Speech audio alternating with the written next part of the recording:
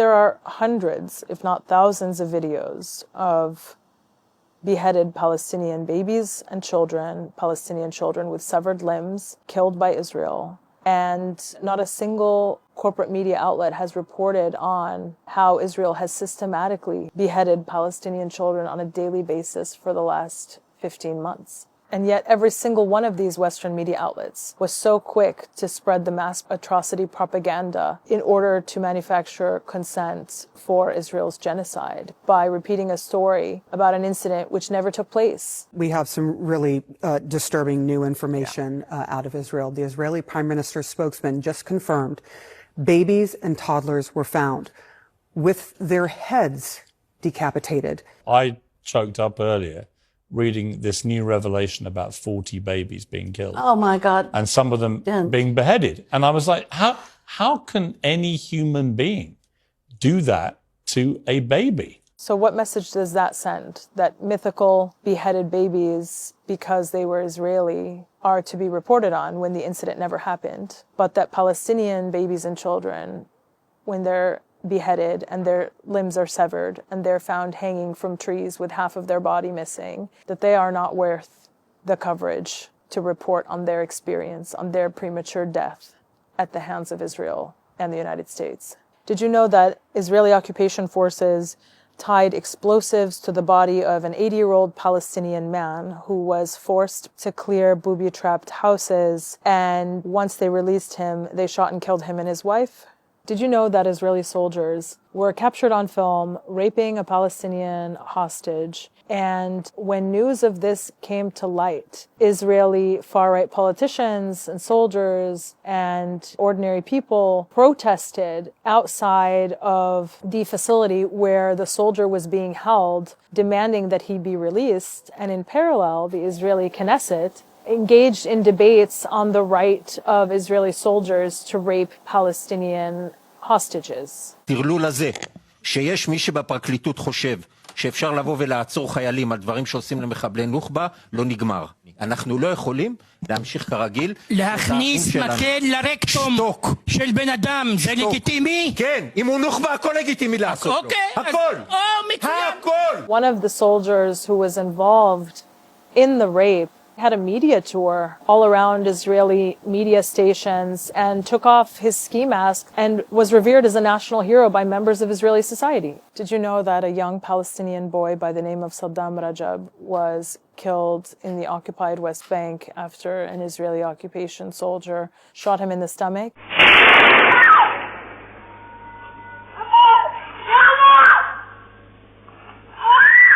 Even though the evidence is right there, it was still responded to by supporters of Israel as being fake or being what they call Pallywood, because not only does Israel kill Palestinians with impunity, but Israel's supporters, to believe that their ideology is morally justified, when they do see images of Israel's policies against Palestinians, they just claim that they're fake, that they didn't happen, that they're made up entirely by Palestinians to claim global sympathy. Did you know that Israeli occupation forces recently killed a 2-year-old Palestinian girl by the name of Layla al-Khatib, who was sitting down to eat dinner with her family in occupied Jenin? She was shot in the head by an Israeli sniper. Not only did the Israeli sniper shoot her, but then the Israeli occupation forces prevented her and her family from rushing to get medical care, and she died. This, of course, is not an aberration. This happens all the time on a daily basis. Prior to October 7th, 2022 had been the deadliest year for Palestinian children killed by Israeli occupation forces in the occupied West Bank in 15 years. But did you even know about it? Did you know that in 16 months of genocide in Gaza, Israel has managed to halve the life expectancy in Gaza? If that isn't proof of genocide, I don't know what could be proof of genocide. Did you know that Israel withholds Palestinian bodies and prevents Palestinians that it killed from being returned to their families? Over 600 Palestinian bodies are being illegally held by Israel, some since the 1960s. Did you know that if you go on Google Maps and you look for satellite images of Beit Hanun, you will see that Israel has completely destroyed and erased that village in Gaza, that city in Gaza, and instead replaced all of the buildings, the stores, the homes, the parks, the schools, the mosques, the churches, with thick mud embedded with Israeli tank marks in the shape of a Star of David. Not a single corporate mainstream media outlet covered that story, thought it would be important. Consider, for example, as part of Israel's genocide, Israel has destroyed the overwhelming majority of all the infrastructure that is related to the provision of basic services like electricity, like water, like sanitation. It destroyed 90% of the housing units in Gaza. 90%. If that isn't genocide, I don't know what is.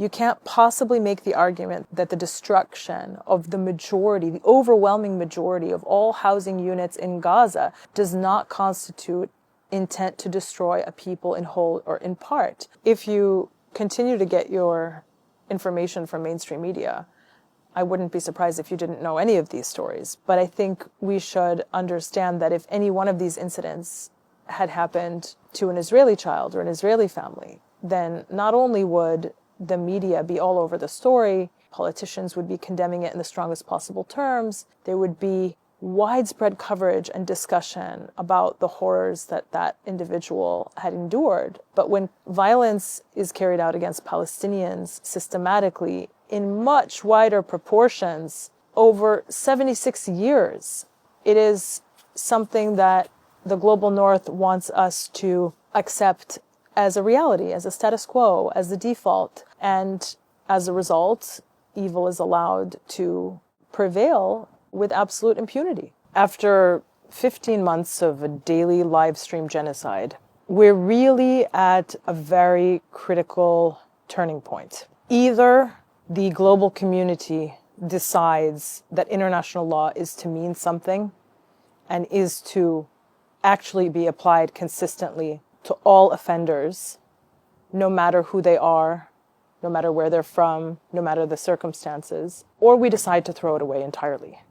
I don't see a middle ground because the Gaza genocide has exposed the double standards and the hypocrisy that is so embedded into the system. If you take the example of the ICC warrants for Netanyahu and Yoav Gallant, you've had states in Europe come out and say they're just not going to honor the warrants. Netanyahu and Gallant will be allowed to visit their states in total impunity and that they won't comply with the obligation to actually arrest them and hand them over to The Hague. That's their obligation as signatories to the Rome Statute, the treaty that establishes the International Criminal Court. And in retaliation for the issuance of the arrest warrants against Netanyahu and Gallant for crimes against humanity and war crimes committed in Gaza, the U.S., under the Trump administration, has sanctioned the International Criminal Court. That should make everyone stop to pause and reflect on who the good guys are in this and who might the bad guys be. The world that we're creating, if we continue to ignore international law, is a very dangerous world. It's a world where states' conduct is not bound by any notions of law or morality.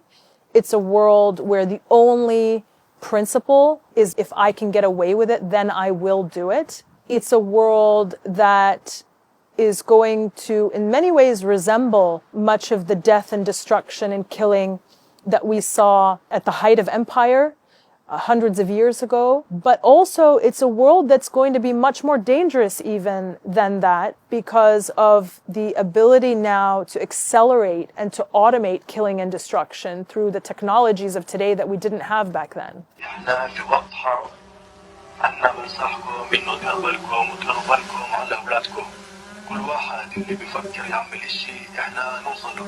Every single crime that they get away with is merely a precursor for a more egregious crime in the future. And the only thing that can stop that pattern from continuing is accountability. That's why it's so important for people all around the world to demand that policymakers and governments comply with their obligations under international law.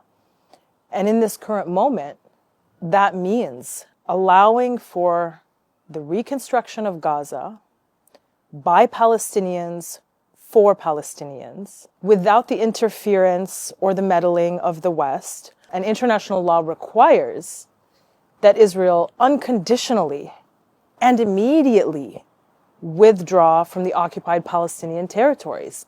The Gaza Strip, the West Bank, including East Jerusalem, there is no debate.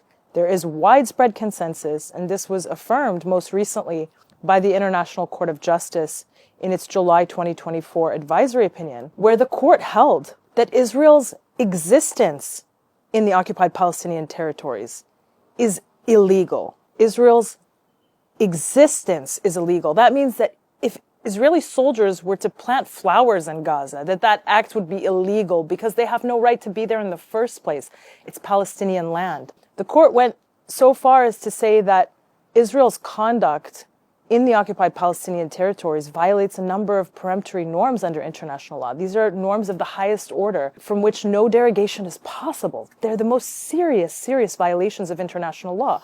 Violations like the prohibition on apartheid, against racial discrimination, against violating self-determination of Palestinians, against the acquisition of territory by force. The court found that Israel was engaged in all of these extremely serious breaches towards the Palestinians, and that the only solution is an immediate and unconditional withdrawal of Israeli forces from Palestinian land.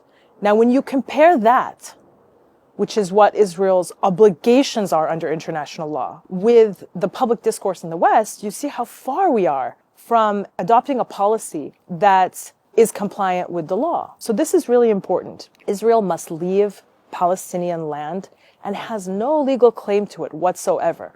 Not to build settlements there, not to extract wealth from Palestinian land through the theft of resources like Palestinian gas off the coast of Gaza, not to take our water, not to do anything there. It has no right to be there, period. It's so essential in this moment to support independent media outlets, which are oftentimes the only source of amplifying Palestinian voices and supporting truth and justice. Support independent media, support Double Down News on Patreon. And if you'd like to hear more from me, follow on Instagram at Gazan Girl and join our Patreon, patreon.com/PalestinePod.